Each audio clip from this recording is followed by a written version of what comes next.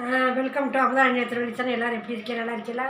இன்றைக்கி ஞாயிற்றுக்கிழமை எல்லார் வீட்டில் எண்பி சாப்பாடு இருக்கும். நாங்கள் வந்து இன்றைக்கி இது என்ன மீன்ப்பா? இது என்ன மீன்?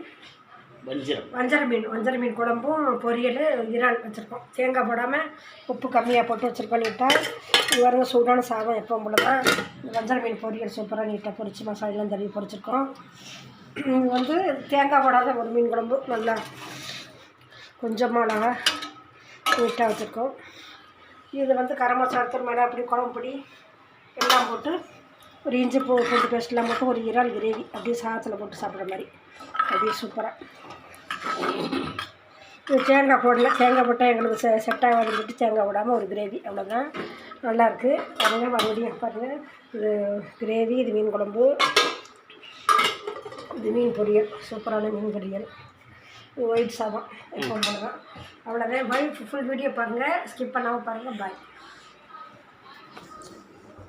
சரி இல்லை, நான் தான் அந்த கோலத்தை எடுக்கிறேன். இன்றைக்கி வந்து என்ன கோலம் போட்டிருக்கோம்? இன்றைக்கி வந்து செவ்வாய்க்கிழமை. என்ன கோலம் போட்டிருக்கோன்னு பார்ப்போமா? வாங்க பார்ப்போம். Welcome to Amudha Nethiravazhi kitchen. துளசி கொஞ்சம் சாஞ்சிக்கிட்டு இருந்தது இந்த மரம், சேர்த்து பிடிச்சி கட்டி வச்சேன். துளசியும் இதுவும் கற்பூரவல்லியும் நீட்டாக எடுத்து கட்டி வச்சேன். சாஞ்சிக்கிட்டு இருந்துச்சு.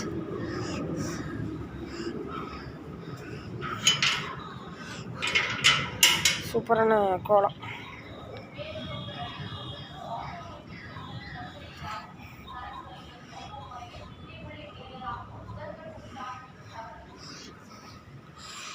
கிளைமேட் ஒரு மழை மேகமாக இருப்பாருங்களே இன்றைக்கி.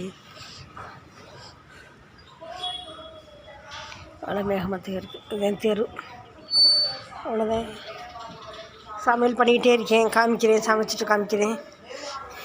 இன்றைக்கி என்னென்னா, இன்றைக்கி வந்து கோதுமை ரவை, கடுகு, வெங்காயம் எல்லாத்தையும் வதக்கிட்டு கோதுமை ரவையும் நல்லா நம்ம தேவையான கோதுமை ரவை நல்லா வறுத்துட்டு அதில் ஒரு 3 டம்ளர் தண்ணி ஊற்றணும். 1 டம்ளருக்கு 3 டம்ளர் தண்ணி ஊற்றி கொஞ்சம் லைட்டை போட்டுடலாம். சாமி இனிமேல் செவ்வாய்க்கிழமை இனிமேல் எல்லாம் எடுத்துக்கிட்டு வச்சுட்டு நீ சாமி கும்பிடணும். நேராச்சு. அவ்வளோதான். டீ ஓடிக்கிட்டுருக்கு. அவ்வளோதான். நான் சமைச்சிட்டு காமிக்கிறேன், சமையல் பண்ணிவிட்டு காமிக்கிறேன். நான் வந்து என்னென்ன பண்ணியிருக்கேன்னா, இன்றைக்கி கோதுமை ரவை உப்புமா. கோதுமை ரவை உப்புமா வந்து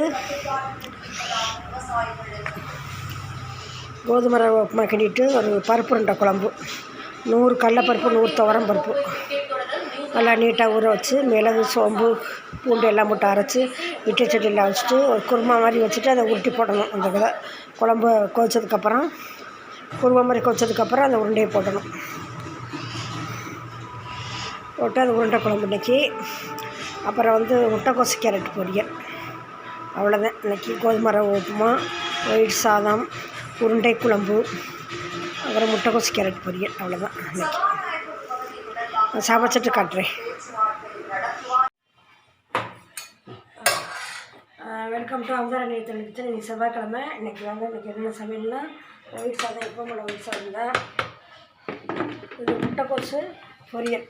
அப்படி கடுகு, சீரகம், சோம்பு எல்லாம் போட்டு வெங்காயம் போட்டு நல்லா குக்கரில் வச்சு நீட்டாக மிளகாப்பொடி மட்டும் போட்டு நீட்டாக தண்ணி ஒரு காட்டாமல் தண்ணி ஊற்றி உப்பு போட்டு மூடி வச்சு நீட்டான ஒரு கேரட்டு பொரியல். இது கோதுமை ரவை செய்முறையெல்லாம் சொல்லியிருக்கேன் ஏற்கனவே இந்த வீடியோவில், பார்த்துக்கோங்க. இது வந்து உருண்டை குழம்பு, பருப்பு உருண்டை குழம்பு. நல்லா அழகாக நீட்டாக முதல்ல நைட்டே ஊற வச்சு ஃப்ரிட்ஜில் வச்சுட்டேன். எவ்வளோ போட்டேன்னா 100 கடலைப்பருப்பு, 100 துவரம் பருப்பு நல்லா ஊற வச்சுட்டு காலையில் நல்லா அலசிட்டு சோம்பு, மிளகு, பூண்டு எல்லாம் வச்சு அரைச்சி உப்பு போட்டு நல்லா இட்லி சட்டியில் அவிச்சிடணும். குருமா மாதிரி வச்சுட்டு அப்படியே அதை உருண்டை நல்லா கொதிச்ச பிறகு அந்த உருண்டையை தூக்கி அதில் போடணும். அவ்வளோதான். சூப்பரான லன்ச்சு. பாய். வணக்கம்.